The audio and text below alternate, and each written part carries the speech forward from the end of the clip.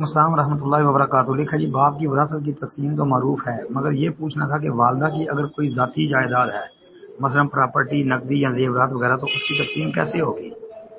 کیا والدہ اپنی زندگی میں کسی بچے کو اپنی مرضی سے کچھ دینا چاہے تو کیا وہ دے سکتی ہے؟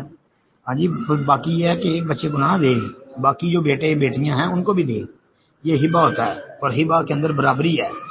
اگر ایک بیٹے کو مثلا والدہ کہتی ہے کہ اس کو 2 لاکھ 3 لاکھ دے دوں، تو باقیوں کو بھی دینا پڑے گا، کیونکہ یہ اولاد کے درمیان عدل کرنے کا حکم ہے۔ وہ چاہے باپ اپنی زندگی میں کسی کو دے تو اولاد میں برابری کرے، اور ماں دے گی تو وہ بھی برابری ہی کرے گی۔